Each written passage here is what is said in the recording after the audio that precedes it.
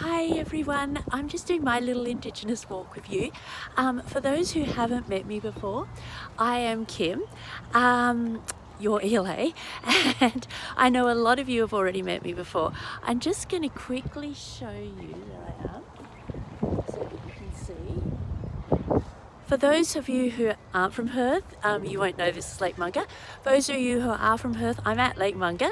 And Lake Monger is an amazing place, and that's why I've chosen it for my walk, because it's got so much information and so much history on so many different levels. So I'm just going to show you very quickly some of the history here. Now, if you have a look, I'll just show you how the actual council have set this up here. You can see Discovering the Lake. They have different parts, so you can go into the website and find all the information out there. They have Watching Water Birds, Looking After the Lake, the Parkland Story, and the Noongar Way. The Noongar are the Aboriginals from our area, and when I say Kaya, I'm speaking in Noongar. So you'll have different ways of saying hello everywhere you are. Now, you can see the wildlife here is absolutely amazing, and this was one of the big reasons why this was a very important place to Indigenous people before white settlement. Now I'm going to take you over to some of the signs and interesting bits and pieces over here. This place is just amazing, and it's very, very popular, people everywhere. So it's a perennial wetland, as you can see on this sign. Hopefully you can see that. So it'll be a little bit back to front for you because we're looking at it through a camera. And it's got so much information. So now I'm in a little shed area, which you can see. It's got the map of the district. There is the whole area and how the swamps and things work in this area.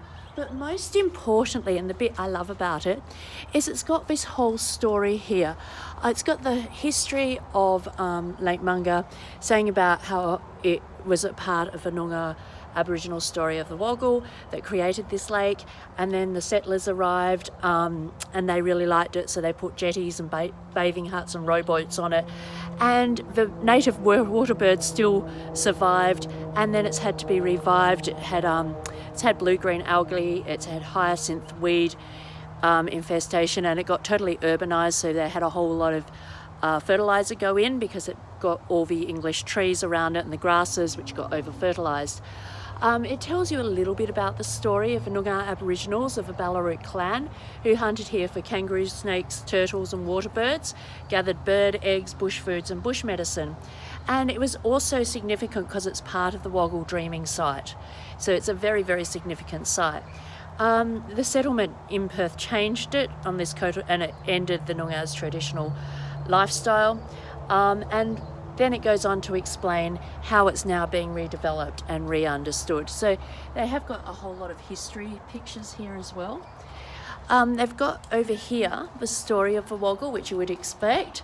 So it's all about the dreaming story. So this, if you're in a school, and there are two schools right next to this, over there we've got Bold Park Community College, and Lake Monger Primary is just down there. Both of these schools would be really using these as their cross-cultural links. So they've got both the cross-cultural links of sustainability, and Aboriginal and Torres Strait Islanders are both very, very significant in this school. So I actually taught at Lake Monger Primary for a while, and we worked with the Water and Rivers Commission on developing this area, both the background and understanding the history and how to display it to people, as well as bringing in the native trees. So we planted a lot of these trees and did all the water testing for salinity and pH levels. So it's a really interesting way, and it's very important that you do get to know your local area, because when you are in a school, if kids can do things that are actually related to their local area and contribute, then they're doing something real. And understanding that, and also it really values the diversity.